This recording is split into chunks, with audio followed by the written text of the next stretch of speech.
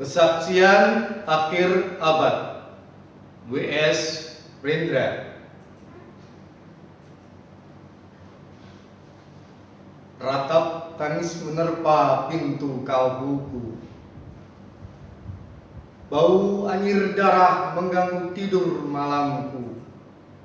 Oh tikar tafakur, oh bau sungai Tohor yang kotor. Bagaimana aku akan bisa membaca keadaan ini?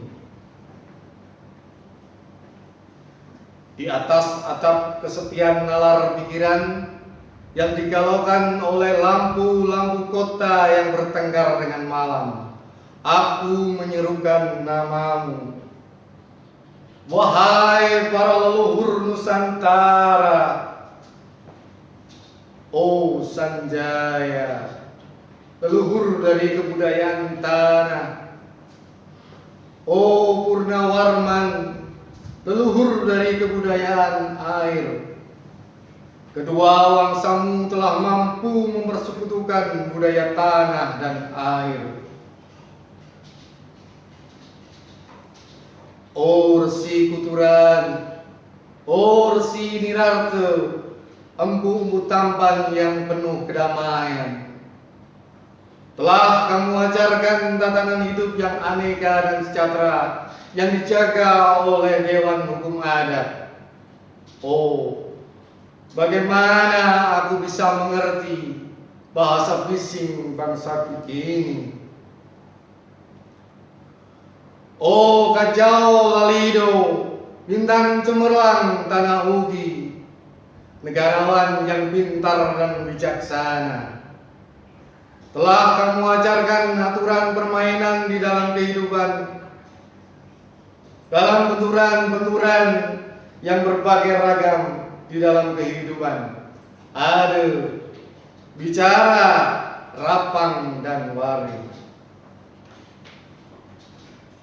Oh lihatlah wajah-wajah berdarah dan rahim yang diperkosa muncul dari puing-puing tatanan hidup yang porak-poranda.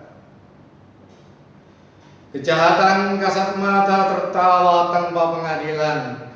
Kekuasaan, kekerasan, berat dan berdahak di atas bendera kebangsaan. Oh anak cucuku di zaman cybernetik, bagaimana akan kalian baca prasasti dari zaman kami? Apakah kami akan mampu menjadi ilham kesimpulan? Ataukah kami justru menjadi sumber masalah di dalam kehidupan? Dengan puisi ini aku bersaksi bahwa rakyat Indonesia belum merdeka. Rakyat yang tanpa hak hukum bukanlah rakyat merdeka. Hak hukum yang tidak dilindungi oleh pengadilan yang mandiri adalah hukum yang ditulis di atas air.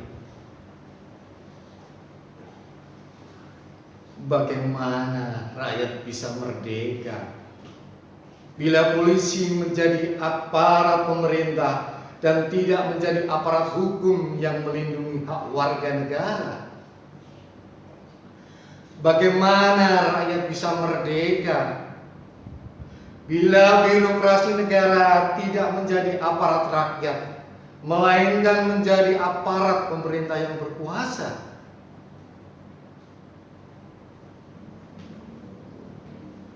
Bagaimana rakyat bisa merdeka bila hak pilih mereka dipasung, tidak boleh memilih secara langsung wakil-wakil mereka di Dewan Perwakilan, dan juga tidak boleh memilih secara langsung camat mereka, bupati, wali kota, gubernur, dan presiden mereka.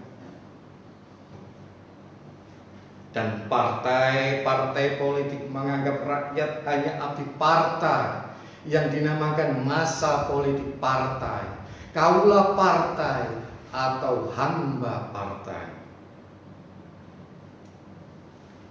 Bagaimana rakyat bisa merdeka bila pemerintah melecehkan perdagangan antar daerah dan mengembangkan merkantilisme Daendels sehingga rela menekan kesejahteraan buruh, petani, nelayan, guru, dan serdadu berpangkat rendah.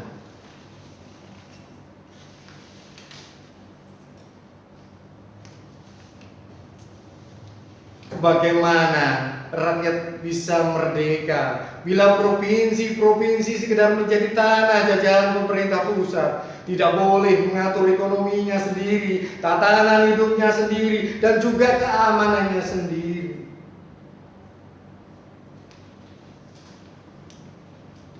Ayam, serigala, macan, ataupun gajah, semuanya peka pada wilayahnya. Setiap orang juga ingin berdaulat di dalam rumah tangganya. Setiap penduduk ingin berdaulat di dalam kampungnya.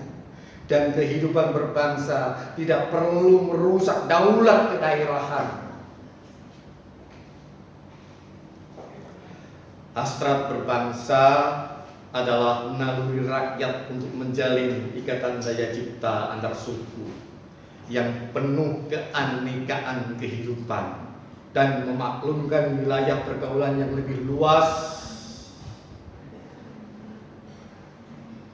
untuk merdeka bersama. Tetapi lihatlah selubung kabut saat ini, penjajahan tatanan uang, penjajahan modal, penjajahan kekerasan senjata, dan penjajahan oleh partai-partai politik masih merajalela di dalam negara.